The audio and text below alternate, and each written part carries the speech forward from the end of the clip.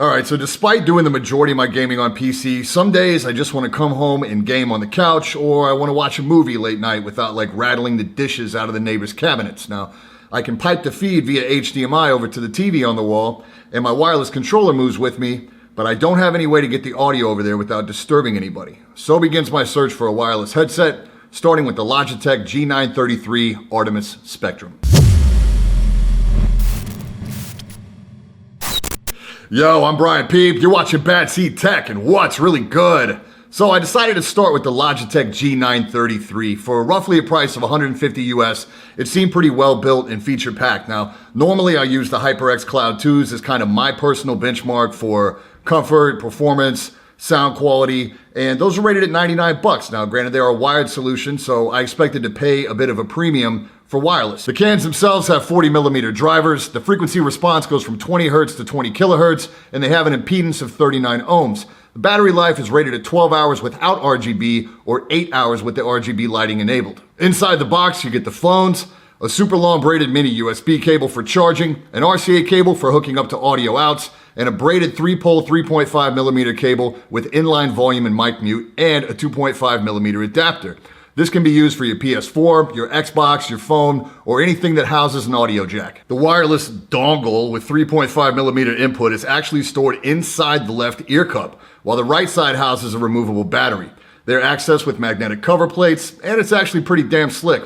I love the addition of the removable battery, as this could greatly increase the lifespan of this product. The left ear cup also contains the fold down mic, which at first glance was unimpressive until I figured out that it's a grower and not a shower. With a simple tug, you can get it to extend about another inch, and it flexes so you can position the tip closer to your mouth. That was horrible. In addition to all the Swiss Army transformer tricks, the rear of the left ear cup is just littered with buttons. Up top, you get a sliding power button. At the bottom, a rolling volume dial. You also get a separate mic mute, which is sort of redundant since the mic mutes anytime you fold it back up into the headset anyway.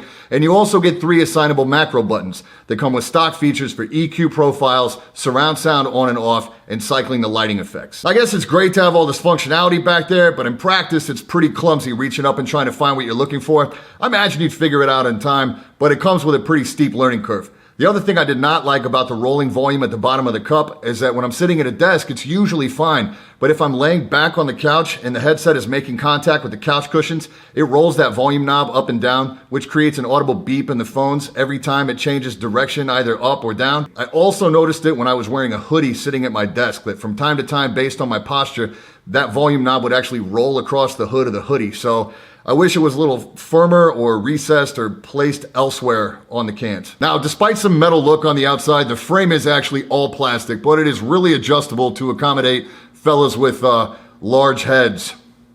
The cans swivel to rest comfortably when they're not on the head and to assist with fit.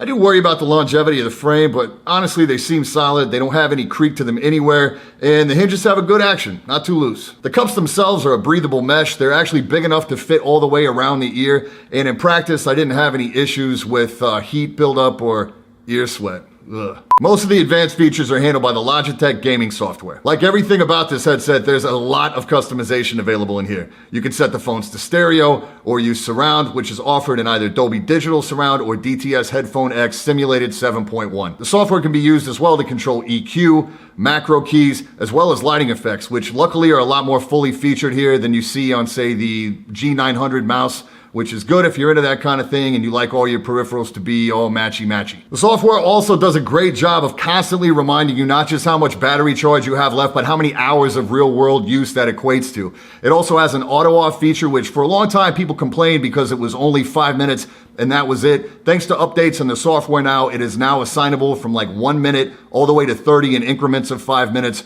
or you can also set it to never turn off if you like. Now, the software also has a control for one of my favorite features, hands down, and that is Sidetone. If you've ever used a closed back headset before, perhaps you've had a slight feeling of being muffled or disconnected, or a bit of a claustrophobic feeling because you can't hear your own voice in the cans. I don't know about you, but it really bothers me. What Sidetone does is it pipes your voice back into the cans in real time with no latency at an adjustable volume. So it kind of creates like an equilibrium between your voice, the game volume, and other chat elements that are going on. Speaking of the mic, I feel like it does an adequate job of filtering out background noise, and it sounds like this. All right, so what you're hearing right now is a test of the Logitech G933 mic. I also have a TV going at a fairly decent listening volume, not but a few feet behind me on the wall.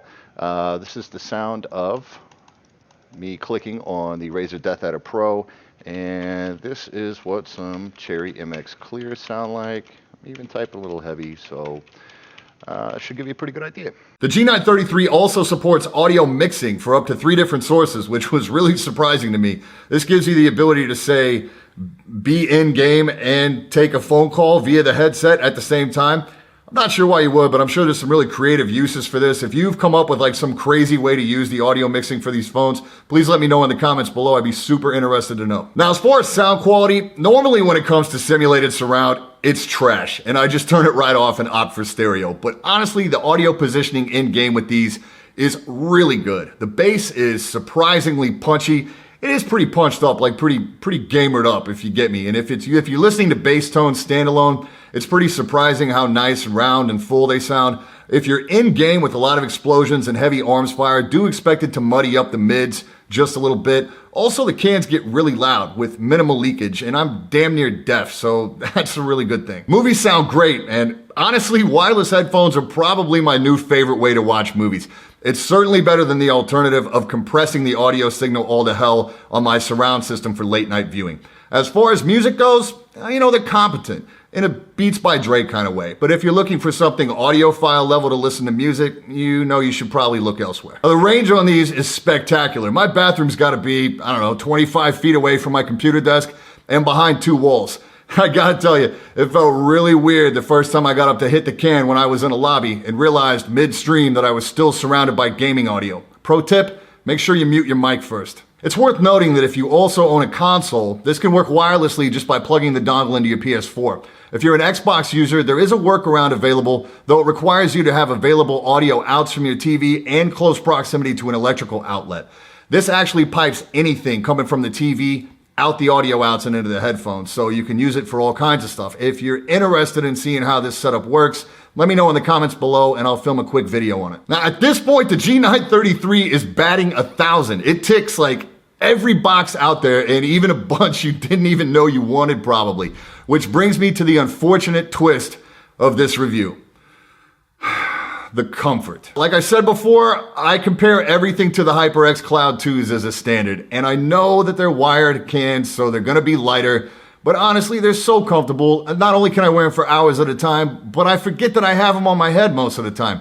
Not the case with these guys. The clamping force is so strong that it either has a tendency to push right above my ears, or even worse, right below my ears, right on the jawline, and no matter what adjustments I made, I could not overcome the clamping force of this headset. Now, the reality of this, for me, is that they became uncomfortable within minutes of putting them on my head due to the pressure points. Sitting through a movie or a long gaming session outside of doing this review, probably not something I would look forward to again. And I understand that I may have some goofy head dimensions. Around the top of my head is 23 inches in diameter. And from the bottom of my earlobe to the crown of my head, it is 8 3/4 inches. So if you have similar head dimensions, or you have TMJ or jaw problems, or you simply had an addiction to bar fights when you were a young guy, don't say I didn't warn you. Now, it is worth noting that when I looked online to see if any other users had experienced a similar issue, I couldn't find many, if any, instances where somebody made a similar complaint.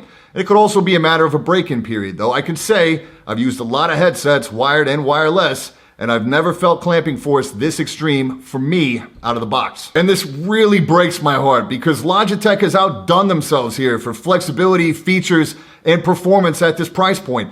Despite the fact that they're extremely wide on the head and I could convincingly pass as like airport ground control or a firearms instructor while wearing these, the comfort is really my chief complaint. And honestly, I can't see it being something that's going to affect the majority of users. Ooh, also of note, I assume that because I also had a Logitech G900 wireless mouse, that the wireless dongle for that and these headphones could be used at the same time. Like they could share the same dongle, freeing up a valuable USB port for me. they can't. So that's just something to be aware of if you have other Logitech peripherals in your loadout and you were expecting a set bonus. So there it is. With my little disclaimer about comfort, I have zero problem recommending these to anyone who is looking for a wireless headset solution for their PC. And what I love, the flexibility, the performance, and I like the fact that you can tell that there's a thought process behind the design of this unit. It's pretty clear that Logitech learned and took notes from some of its previous iterations, and it really shows here. I also really like the fact that there's replacement parts widely available on Amazon for this thing, including replacement batteries. That's a huge plus. I'm not a huge fan of the sheer width of this unit, not a fan of the volume that has a tendency to get caught on couch cushions and hoods, the all-plastic design, or the clamping force of this headset. Now, obviously, your head size may vary, but all in all, this thing is a beast, and I have zero trouble recommending it to anyone. If you'd like to grab one for yourself, I'll leave an affiliate link in the description below. And that's it for this time. I'm Brian P. Thanks so much for watching. Don't forget to hit that like button, hit that sub button, and until next time, stay up.